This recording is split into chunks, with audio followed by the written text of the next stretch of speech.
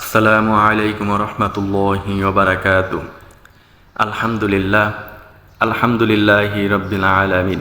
রব্বি জিদনি ইলমা, রব্বি জিদনি ইলমা, রব্বি ইশরাহ লি সাদরি ওয়া ইয়াসসির লি আমরি ওয়াহলুল উকদাতাম মিন লিসানি ইয়াফকাহু কওলি। সম্মানিত দিনী ভাই ও বোনেরা, রুহুল কুরআন একাডেমি বিডি চ্যানেলের পক্ষ থেকে আপনাকে জানাই আন্তরিক শুভেচ্ছা ও অভিনন্দন। আমরা শুরু করেছি কুরআনিক শব্দভাণ্ডার। ইতিপূর্বে আমরা 15টি পর্ব শেষ করেছি, আজ আমাদের 16তম পর্ব। আজ এই 16তম পর্বে আমরা এমন 5টি শক্তিশালী শব্দ বাছাই করেছি, যেই শব্দগুলো কোরআনের সতর্কতা, ক্ষমা এবং রুহের প্রশান্তি বোঝাতে আমাদের জন্য সহযোগিতা করবে, সাহায্য করবে। এই শব্দগুলো আমাদের সতর্কতা, ক্ষমা এবং রুহের প্রশান্তির ব্যাপারে খুবই গুরুত্বপূর্ণ ভূমিকা পালন করে থাকে কোরআনুল কারীমের মাধ্যমে। আমরা লক্ষ্য করি আজকের পর্বের 1 নম্বর শব্দের দিকে, যেখানে বলা হয়েছে নাজির। নাজির শব্দটির অর্থ হলো সতর্ককারী বা ভয় প্রদর্শনকারী, যাকে ইংলিশে বলা হয় ওয়ার্নার। আর এই শব্দটার গ্রামাটিক্যাল আইডেন্টি হলো এটি একটি বিশেষ্য, যাকে ইংলিশে বলা হয় নাউন। নবী রাসূলদের অন্যতম প্রধান দায়িত্ব ছিল মানুষের পরকাল সম্পর্কে সতর্ক করা, ভয় প্রদর্শন করা, যাতে মানুষ গুনাহ থেকে বেঁচে থাকতে পারে। আমরা লক্ষ্য করি আজকের ভিডিওর 2 নম্বর শব্দের দিকে, বলা হয়েছে বালিগ। বালিগ শব্দটির অর্থ হলো পৌঁছানো বা চূড়ান্ত প্রাপ্য বয়স্ক। ইংলিশে যাকে বলা হয় রিচিং, ম্যাচিউরড অথবা প্রোফাউন্ড। আর এই শব্দটির গ্রামাটিক্যাল পরিচয় হলো এটি একটি বিশেষ্য বা বিশেষণ, যাকে বলা হয় অ্যাক্টিভ পার্টিসিপল, যেমন হিকমাতুন বালেগা, পরিপূর্ণ বা চূড়ান্ত জ্ঞান। সম্মানিত দিনী ভাই ও বোনেরা, আমরা লক্ষ্য করি আজকের পর্বের 3 নম্বর শব্দের দিকে, যেখানে বলা হয়েছে ইস্তাগফিরু। ইস্তাগফিরু শব্দটির অর্থ হলো তোমরা ক্ষমা প্রার্থনা করো বা ক্ষমা চাও, যাকে ইংলিশে বলা হয় সিক ফরগিভনেস। আর এই শব্দটির গ্রামাটিক্যাল পরিচয় হলো এটি একটি আদেশবাচক ক্রিয়া, যাকে ইংলিশে বলা হয় ইম্পারেটিভ ভার্ব।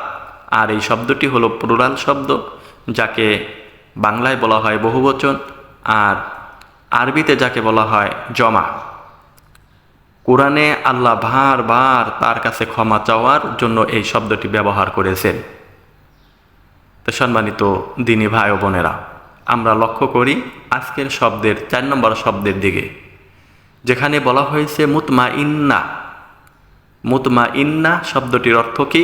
মুতমাইন্না শব্দটির অর্থ হলো প্রশান্ত বা স্থির, যাকে ইংলিশে বলা হয় অ্যাট পিস অথবা ট্যানকুইল। আর এই শব্দটির গ্রামাটিক্যাল পরিচয় হলো এটি একটি বিশেষণ, যাকে ইংলিশে বলা হয় অ্যাডজেক্টিভ, যেমন নফসে মুতমাইন্না, প্রশান্ত আত্মা, যা সূরা ফাজরে বিশেষভাবে উল্লেখ করা হয়েছে, যেখানে বলা হয়েছে ইয়া আইয়াতুহান নাফসুল মুতমাইন্না। তারপরে আমরা লক্ষ্য করি আজকের পর্বের শেষ এবং 5 নম্বর শব্দ, যেখানে বলা হয়েছে ইউবাইগিনু। ইউবাইগিনু শব্দটির অর্থ হলো তিনি স্পষ্ট বর্ণনা করেন বা তিনি স্পষ্ট ব্যাখ্যা প্রদান করে থাকেন বা ব্যাখ্যা করে থাকেন, যাকে ইংলিশে বলা হয় he makes clear. He makes clear. আর এই শব্দটির গ্রামাটিক্যাল পরিচয় হলো এটি একটি বর্তমানকালীন ক্রিয়া, যাকে বলা হয় প্রেজেন্ট অ্যান্ড ফিউচার টেন্স, যাকে আরবিতে বলা হয় ফেলে মুদাওয়ারে।